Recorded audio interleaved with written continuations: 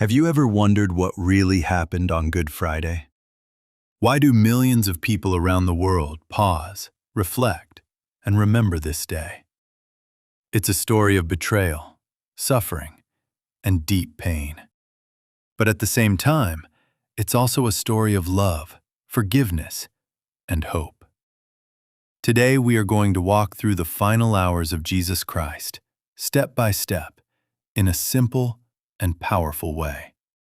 Even if you've never heard this story before, by the end, you'll understand why this day changed the world forever. The story begins late at night.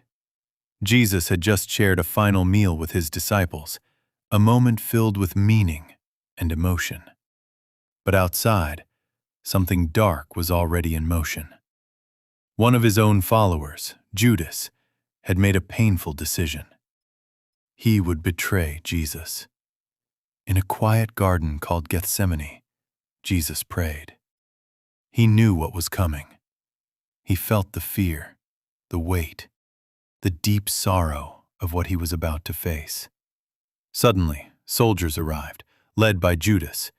He walked up to Jesus and gave him a kiss, a simple act that became a sign of betrayal. Jesus was arrested, not because he fought back, but because he chose not to.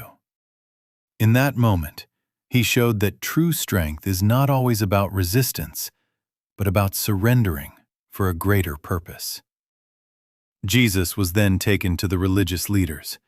They questioned him, accused him, and searched for a reason to condemn him. But the truth is, their decision had already been made. From there, he was taken to the Roman governor, Pontius Pilate. Pilate examined him and found no guilt, no crime, nothing deserving death. Yet outside, the crowd grew louder and louder. "Crucify him!" Pilate hesitated, but in the end, he gave in. He chose what was easy over what was right. And with that, Jesus was sentenced to death. Before the crucifixion, Jesus was beaten. Soldiers mocked him, placed a crown of thorns on his head, and treated him with cruelty. They laughed at him, even though he had done nothing wrong. And yet, he remained silent. He didn't fight back. He didn't respond with anger. Instead, he endured it all. Not out of weakness, but out of love. Then came the long walk. Jesus was forced to carry a heavy wooden cross through the streets. Step by step, wounded and exhausted, he moved forward. Every step carried pain, yet he continued. Finally, they reached a place called Golgotha. There he was nailed to the cross. The sky grew dark, the atmosphere changed. Some people mocked him, while others watched in sorrow. And in the middle of that suffering, Jesus spoke words that continue to echo through history. "Father, forgive them, for they do not know what they are doing." In his deepest pain, he chose forgiveness. As the hours passed, his strength faded. Then he cried out, "It is finished." And with that, he took his final breath.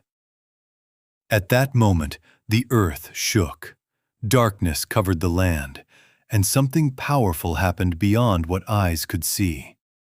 The barrier between God and humanity was broken. Jesus' body was taken down from the cross.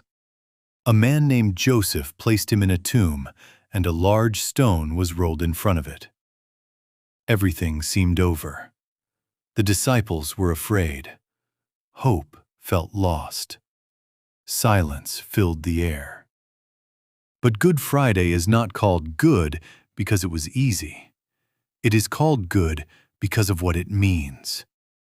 It reminds us that love can endure suffering, that forgiveness is stronger than hatred, and that even in the darkest moment, hope is never truly gone.